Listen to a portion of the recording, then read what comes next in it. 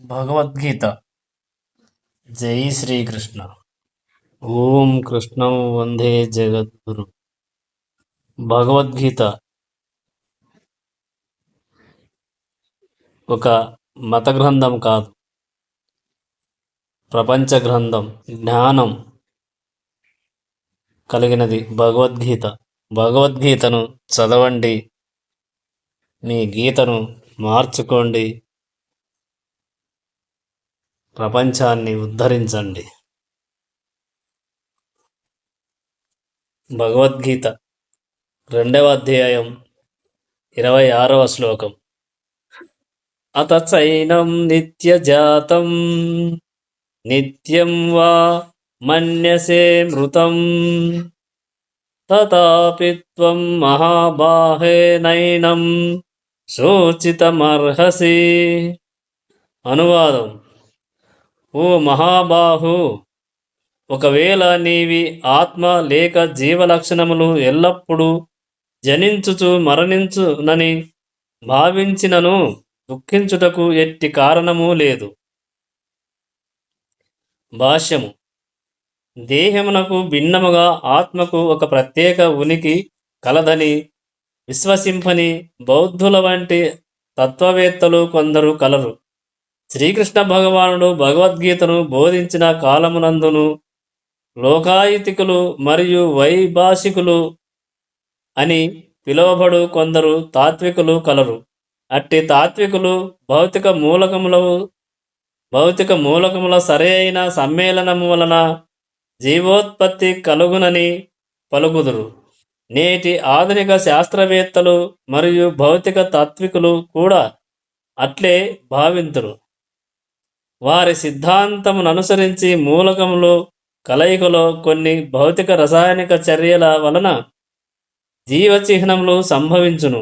ప్రస్తుత కాలమున అమెరికాలో ప్రచారం చెందుతున్న కొన్ని కుహనామతములు సహితము ఈ సిద్ధాంతమును భక్తి రహితమైన బౌద్ధుల శూన్యవాదమును అనుసరించుచున్నవి.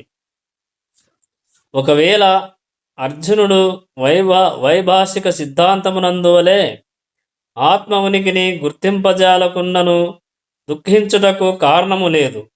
ఎవ్వరను కొన్ని రసాయన వస్తువుల నష్టమునకు చింతిస్తూ విద్యుక్త ధర్మమును విడనాడరు. పైగా నేటి ఆధునిక విజ్ఞాన శాస్త్రమునందు మరియు వైజ్ఞానిక యుద్ధ విమానములందును శత్రువుపై విజయమును సాధించుటకు మానవుడు అనేక టన్నుల కొలది రసాయనములను వృధా చేయుచున్నాడు. వైభాషిక సిద్ధాంతము ననుసరించి దేహముతో పాటు ఆత్మ కూడా నశించును. కనుకనే ఏ విధముగా చూచినను అర్జునుడు ఆత్మ ఉనికిని గూర్చి వేద నిర్ణయమును విశ్వసించినను లేదా విశ్వసింపకపోయినను అతడు చింతించుటకు ఎట్టి కారణము లేదు. ఈ సిద్ధాంతమును అనుసరించి ప్రతి క్షణము భౌతిక వస్తువుల నుండి అనేక జీవులు ఉత్పత్తియగును. ఎగుచు వానిలో అనేకము ప్రతి క్షణము నశించుట చేతను అట్టి సంఘటనల విషయమున చింతింపనవసరము లేదు. కనుకనే ఆత్మకు పునర్జన్మ లేనిచో పితామహుడు మరియు గురువులను సంహరించుట చేత పాప ఫలితములు కలుగునని అర్జునుడు భయము నొందనవసరము లేదు. ఈ సందర్భమున శ్రీకృష్ణుడు అర్జునుని మహాబాహు అని వ్యంగ్యముగా సంబోధించుచున్నాడు. ఎందుకనగా వేద మార్గమును పాటింపకున్నను కనీసము అర్జునుడు వేదజ్ఞానమును రోసిపుచ్చు వైభాషిక సిద్ధాంతమును అంగీకరింపనందులకు భగవానుడట్లు పలికెను. క్షత్రియునిగా అర్జునుడు వైదిక సంస్కృతికి చెందినవాడు. కనుకనే ఆ సంస్కృతి అతనిని ఆ సిద్ధాంతములను అనుసరించువానిగా చేసినది. 27వ శ్లోకం. జాతస్య హిద్రో మృత్యుర్ధవం జన్మ మృత్యుశ్చ చ తస్మాత్ పరిహర్యేర్ధానే త్వం శోచితుమర్హసి. అనువాదం: పుట్టిన వానికి మరణము తప్పదు మరియు మరణము పిదప జన్మము తప్పదు. అందుచేత పరిహరించుటకు వీలులేని నీ విద్యుక్త ధర్మ నిర్వహణమునందు నీవు దుఃఖింపరాదు. భాష్యము. జీవితమునందలి కర్మలను అనుసరించి ఎవరైనను తిరిగి జన్మింపవలసి ఉన్నది. నిర్ణీత కాల కార్యములు ముగిసిన పిమ్మట మరణించి మరొక జన్మ నొందవలసి ఉండును. ఈ విధముగా జనన మరణ చక్రమున మానవుడు ముక్తి అనునది లేకుండా సంచరించుచున్నాడు. ఇట్టి జనన మరణ చక్రము అనవసర హత్యలు, జంతుహింస, యుద్ధము వంటి వానిని సమర్థింపదు. కానీ అదే సమయమున మానవ సంఘములో శాంతి భద్రతలను నెలకొల్పుటకై అట్టి హింసాయుతమైన యుద్ధములు అనివార్య అంశములు కాగలవు. శ్రీకృష్ణ భగవానుని సంకల్పమొకటచే కురుక్షేత్ర సంగ్రామము అనివార్యమై ఉండెను. అంతేకాకుండా ధర్మము కొరకై యుద్ధము చేయుట క్షత్రియుల విద్యుక్త ధర్మము. తాను స్వధర్మమును నిర్వర్తించుచున్నప్పుడు అర్జునుడు ఎందుకు తన బంధువుల మరణమును గూర్చి చింతింపవలెను లేదా భయపడవలెను? క్షత్రియ ధర్మమును త్యజించినచో తాను భయపడుచున్న పాప ఫలములను అనుభవింపవలసి వచ్చును. అంతేకాకుండా స్వధర్మమైన యుద్ధమును విడనాడుట ద్వారా ఎన్నడూ తన బంధువుల మరణమును ఆపలేడు. అధర్మ మార్గమును ఎంచుకొనుట చేత అతడు పతనము నొందవలసి వచ్చును. 28వ శ్లోకం. అవ్యక్తాధీని భూతాని వ్యక్తమధ్యాని భారత అవ్యక్తాని ధనాన్యేవ తత్ర కా పరిదేవనా. అనువాదం. సృజింపబడిన జీవులందరూ ఆదిలో అవ్యక్తములై మధ్యలో వ్యక్తములగుచున్నవి. నశించిన పిమ్మట తిరిగి అవ్యక్తములగును. అట్టి ఎడ దుఃఖించుటకు కారణమేమీ కలదు. భాష్యము. ఆత్మ ఉనికిని విశ్వసించువారు మరియు విశ్వసింపని వారు అని 2 రకములు తత్వవేత్తలు గలరు. వీరిలో ఎవరిని అనుసరించినను దుఃఖించుటకు ఎట్టి కారణము లేదు. వేద విజ్ఞానమును అనుసరించి ఆత్మ ఉనికి యందు విశ్వాసము లేనివారు నాస్తికులుగా పిలువబడుదురు. వాదము కొరకు ఈ నాస్తిక వాదమును మనము అంగీకరించినను దుఃఖమునకు ఎట్టి కారణము లేదు. ఆత్మ ప్రత్యేకమైన ఉనికిని కలిగి ఉండగా సృష్టికి పూర్వము భౌతికాంశములన్నీయు అవ్యక్తములై ఉండును. సూక్ష్మమైన ఈ అవ్యక్త స్థితి నుండియే సృష్టి వ్యక్తమగును. ఆకాశము నుండి వాయువు, వాయువు నుండి అగ్ని, అగ్ని నుండి నీరు, నీటి నుండి భూమి ప్రకటమగును. ఆ భూమి నుండి అనేకములు సృష్టింపబడుచున్నవి. ఒక పెద్ద ఆకాశ సౌధమును ఉదాహరణగా తీసుకునినచో అది భూమి యొక్క పదార్థముల నుండియే వ్యక్తమవుతున్నది. దానిని పడగొట్టినప్పుడు అది తిరిగి అవ్యక్తమై దాని పదార్థములన్నీ కూడా చివరికి భూమిలోనే కలిసిపోవును. శక్తి నిత్యత్వ నియమమును అనుసరించి కాలక్రమమున వస్తువులు వ్యక్తములు అవ్యక్తములగుచుండును. అది ఏ భేదము.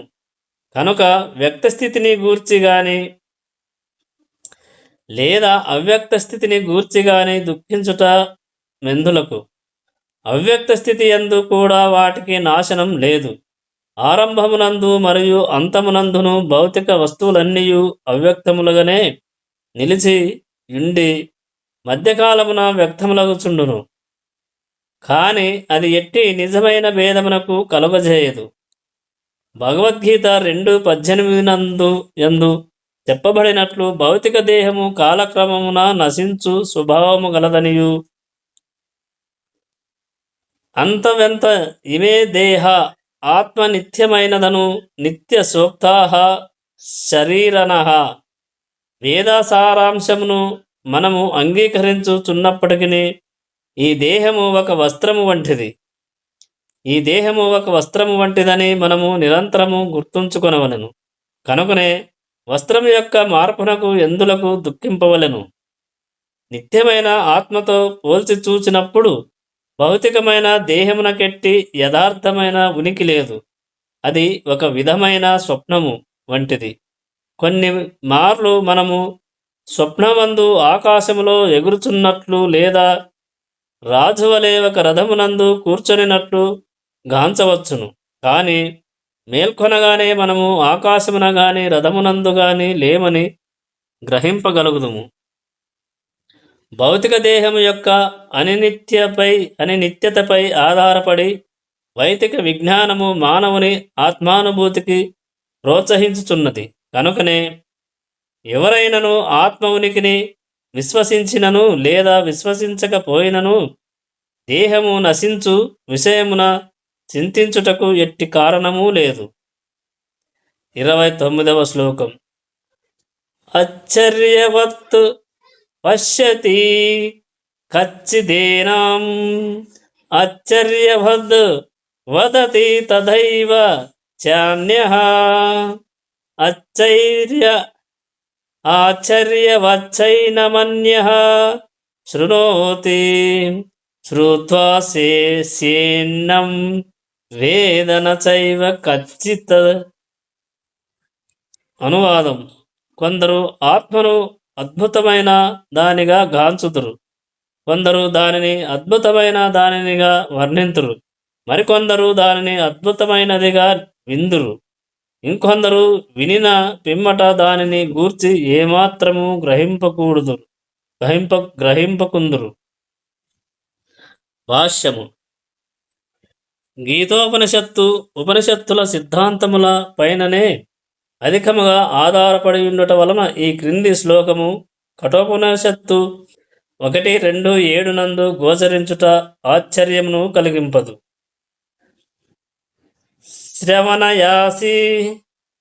శ్రవణయాపి బహుబీర్యో నలభ్యః శృణ్యంతోపి బహవోయం న విద్యుః ఆశ్చర్యో వ్యక్తాకుశలో అస్య లబ్ధాశ్చర్యోస్య జ్ఞాతా కుశలానుశిష్టః.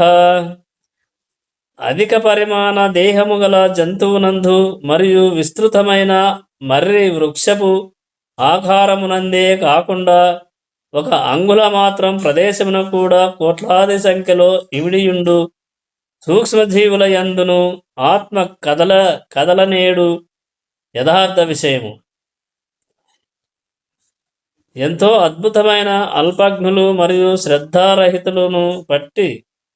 శ్రద్ధారహితులను ఇట్టి ఆత్మ యొక్క అద్భుతములను గ్రహింపకున్నారు. విశ్వమునందు తొలి జీవి అయిన బ్రహ్మదేవునకు కూడా జ్ఞానము ప్రసాదించిన పరమ ప్రామాణికుడు పరమాచార్యుడైన శ్రీకృష్ణ భగవానుడే స్వయముగా ఉపదేశించినను వారు ఆ విషయమును గ్రహింపజాలరు.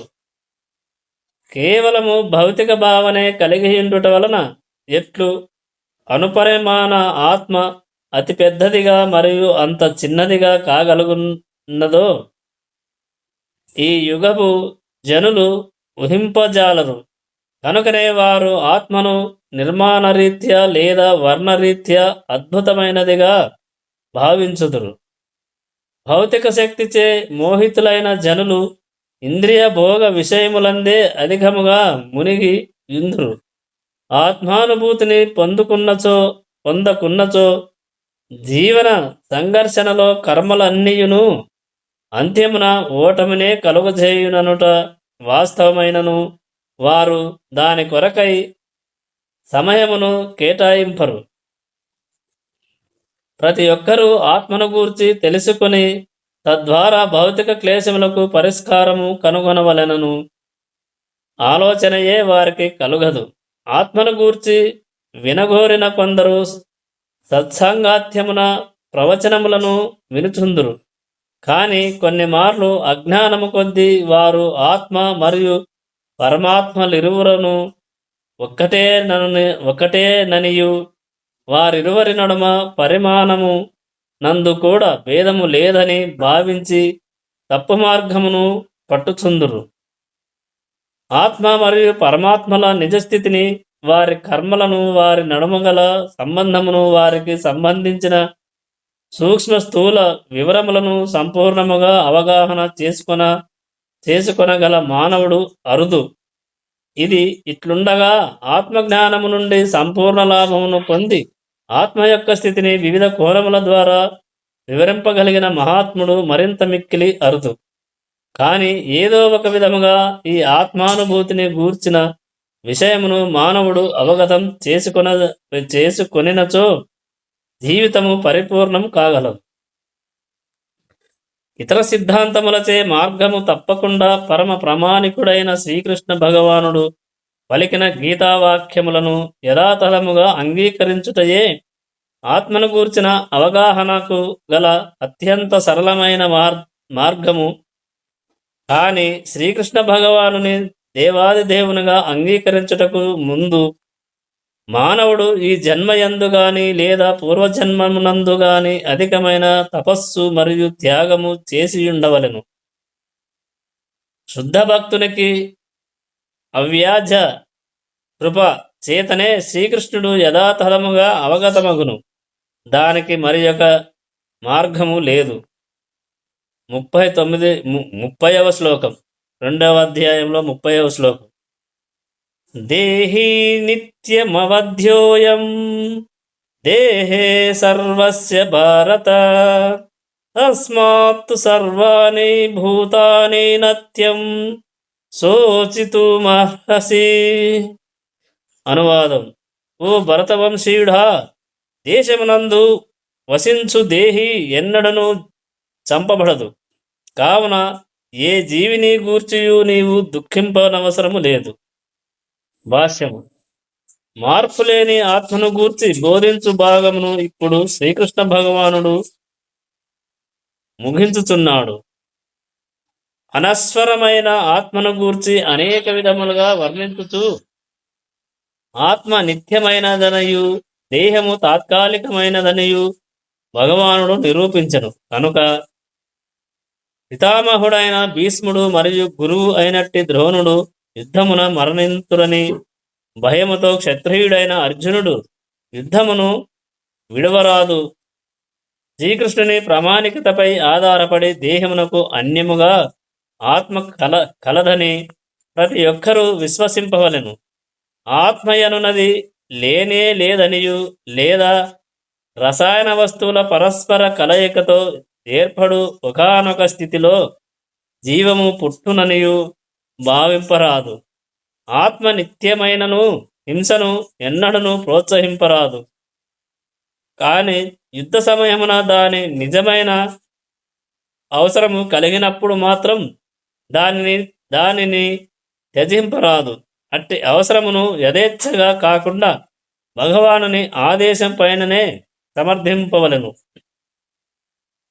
31వ శ్లోకం. స్వధర్మాపి చావేక్షయన వికమిప్తు మర్హసి ధర్మాధ్యై యుద్ధాశ్రేయోన్యత్ క్షత్రియస్య న విద్యతే.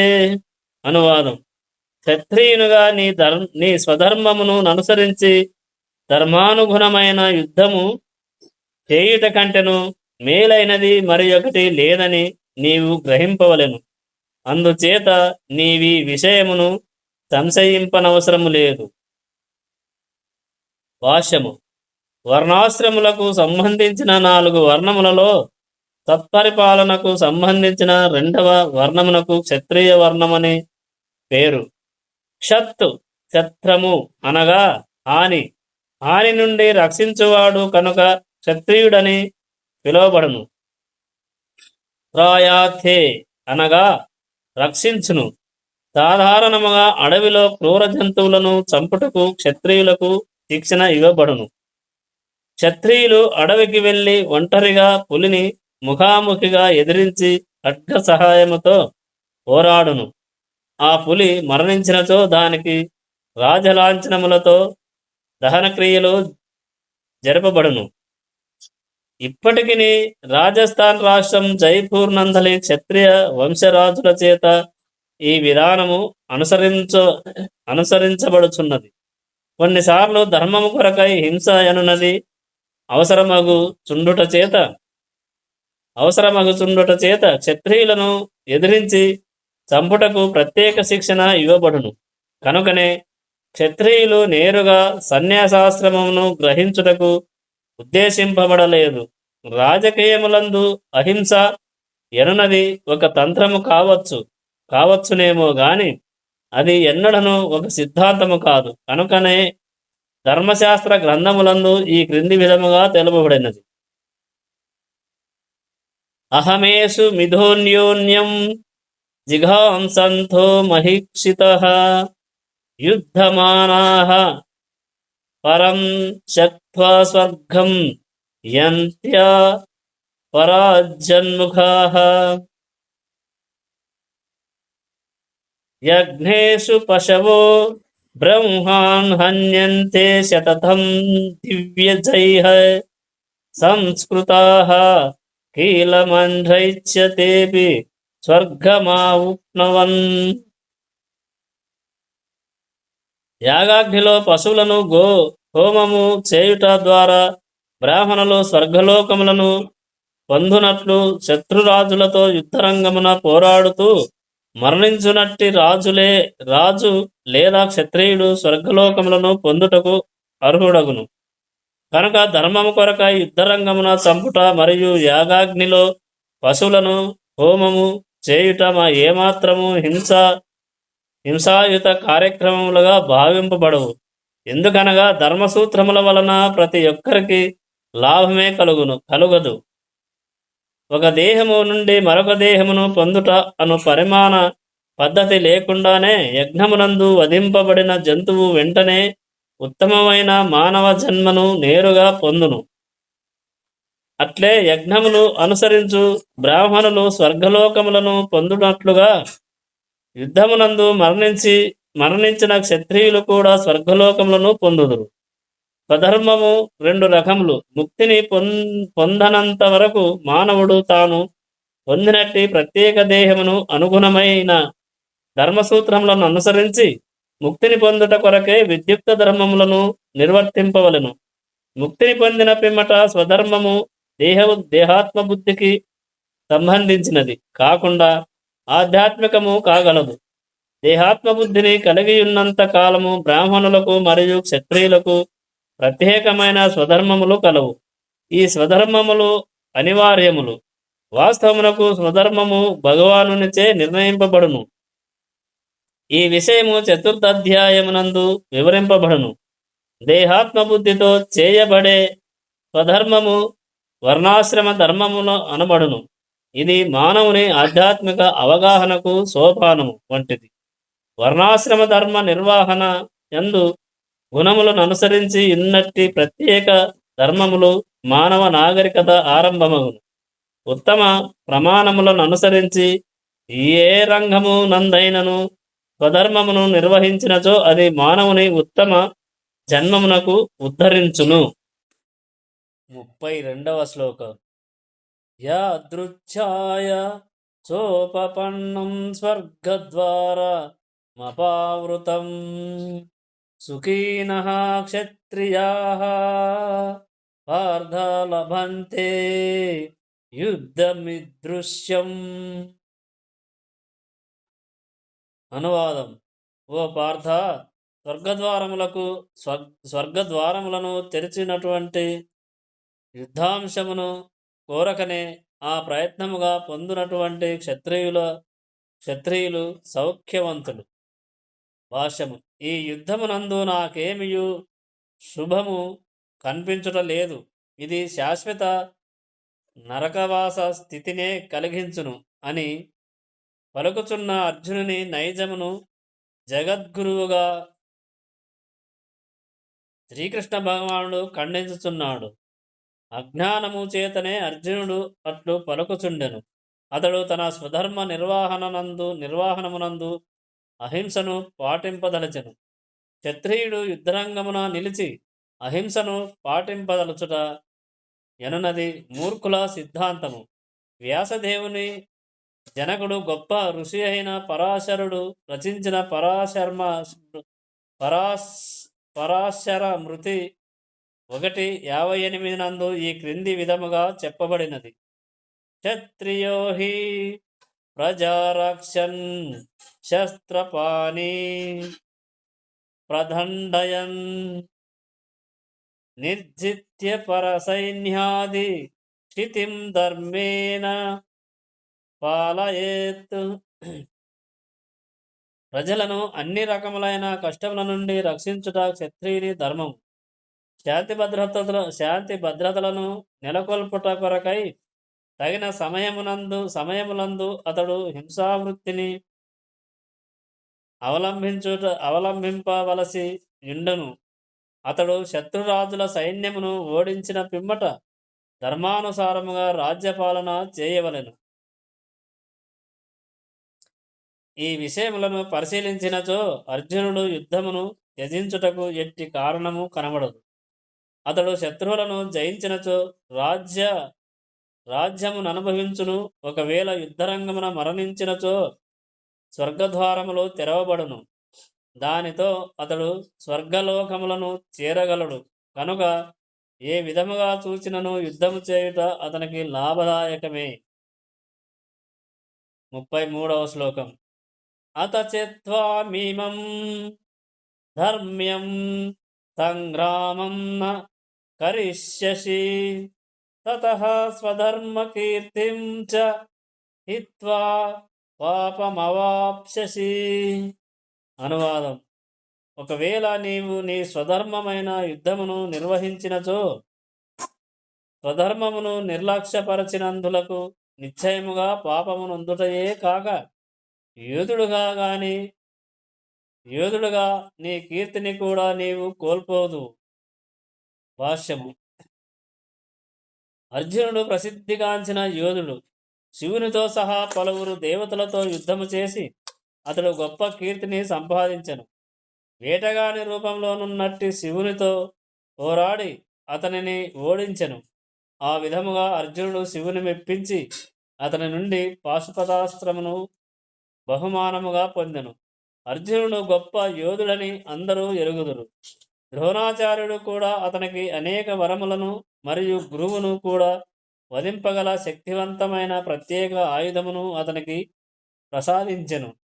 ఈ విధముగా అర్జునుడు పలువురు పెద్దల నుండి యుద్ధమునకు కావలసిన అర్హతలను సాధించెను.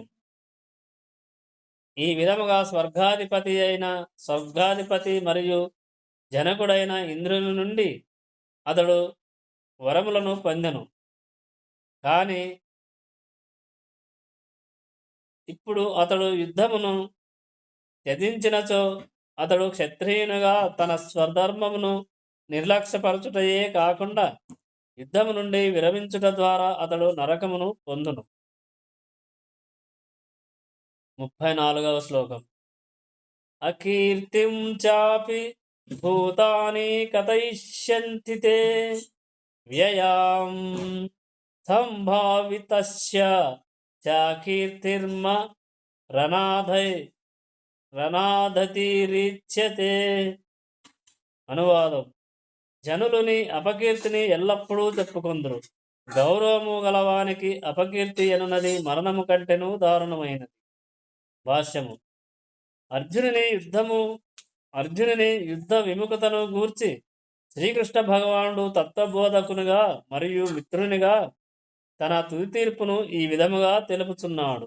ఓ అర్జున, యుద్ధమును ఆరంభించుటకు మునుపే నీవు యుద్ధరంగమును వీడినచో జనులు నిన్ను పిరికివాడందురు. ఒకవేళ జనులు నిన్ను నిందించినను రణరంగము నుండి పారిపోవుట చేత ప్రాణములను దక్కించుకొనవచ్చునని భావించుట కంటెను నీవు యుద్ధమున మరణించుటయే ఉత్తమమని నా అభిప్రాయము.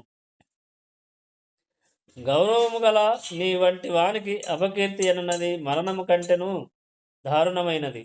కనుక ప్రాణభీతితో నీవు యుద్ధము నుండి పారిపోరాదు. యుద్ధమున మరణించుటయే ఉత్తమము. అది నా స్నేహమును దుర్వినియోగపరచుట నుండి మరియు సంఘమునందు గౌరవమును కోల్పోయి అపకీర్తిని పొందుట నుండి నిన్ను కాపాడును. కనుకనే అర్జునుడు యుద్ధరంగమును వీడిపోవుట కంటెను దాని యందు మరణించుటయే ఉత్తమమని భగవానుని తుది తీర్పు.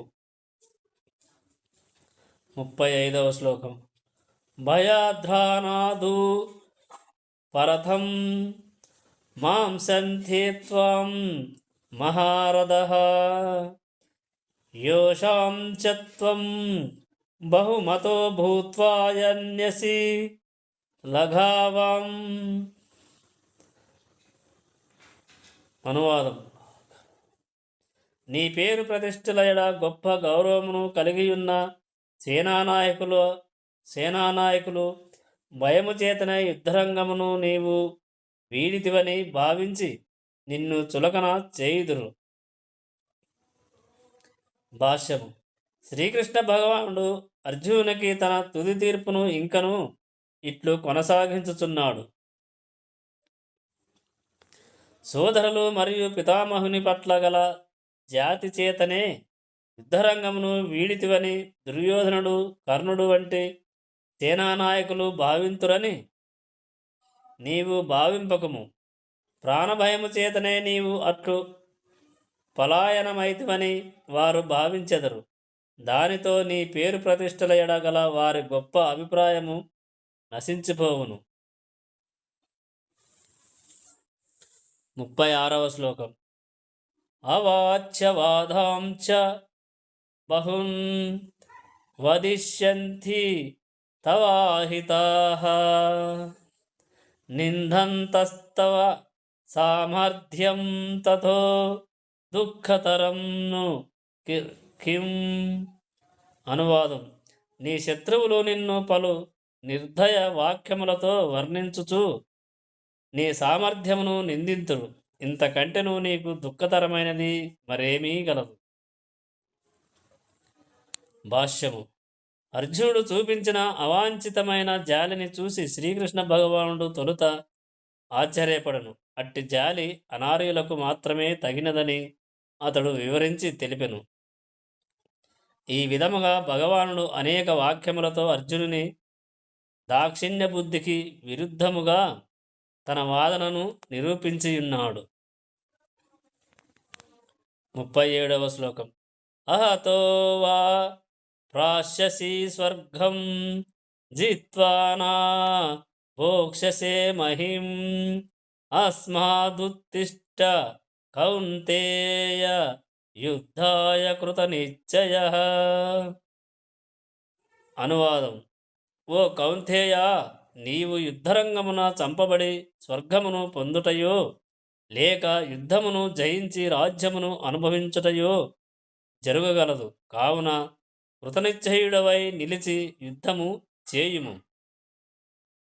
భాష్యము. అర్జునుని పక్షమునకు జయము కలుగునను నిశ్చయము లేకున్నను అతడు యుద్ధము చేయవలసియే ఉన్నది.